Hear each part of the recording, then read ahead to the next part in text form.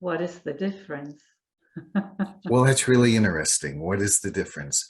So in the mind-based approach, the essence is that I am in charge of becoming a more perfect being by my due diligence and by my ability to calm and quiet the monkey mind that likes to jump from branch to branch, and me in charge of mastering my habits.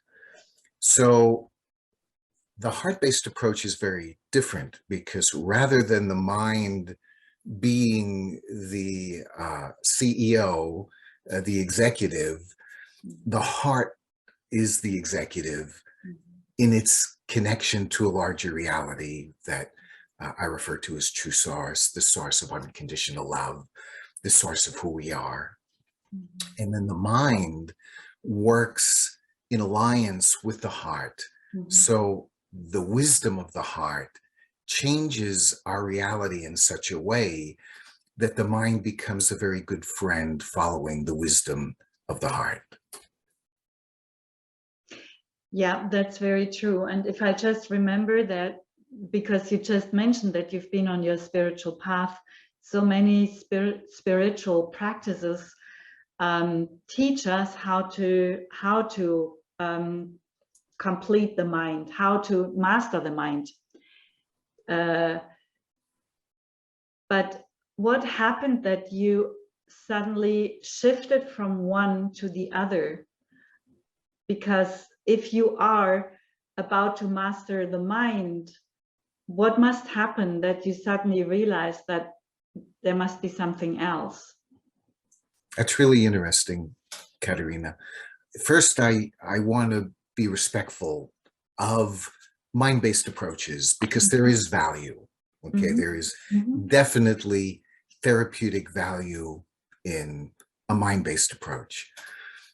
And I taught that, I got back from Nepal and India, and during my time there, I felt very fortunate to have many beautiful experiences and opportunities to really be away from it all, and do 7-8 hours of meditation a day for extended periods, and learn to quiet the monkey mind that likes to jump, and really find stillness in the space between thought.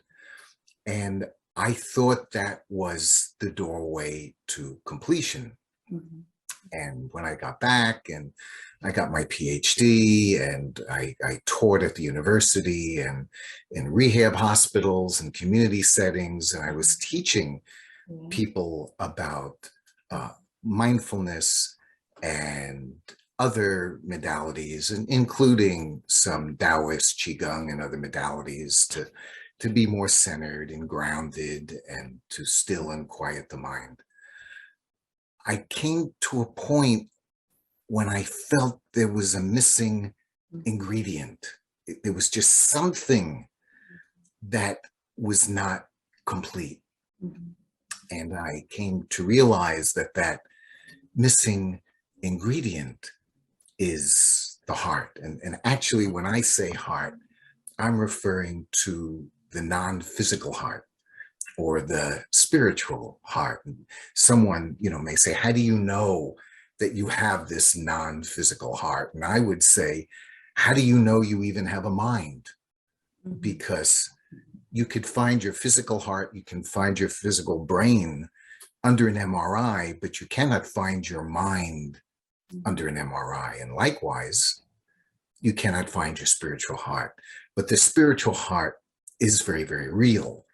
And when the spiritual heart opens, it can even feel more real than the experience of the mind. So something I just want to share about that missing ingredient. We've known through time, we hear, follow your heart, listen to your heart. When you know something, do you know it in the core of your brain, or do you know it in the core of your heart? So throughout history, we have known the importance of the heart, but it's very difficult to experience the heart from the mind. The heart is to be experienced at the level of the heart. And when we're touched, when we have the most beautiful, meaningful experiences in our life, if you reflect back, whatever it may be, a birth of a child, something special, when you felt so moved, you felt so touched, where were you moved? Where were you touched? Were you touched here? Or were you touched here? Okay, so this is the doorway to where we are the most deeply touched, the most deeply moved. That gives us meaning and connection.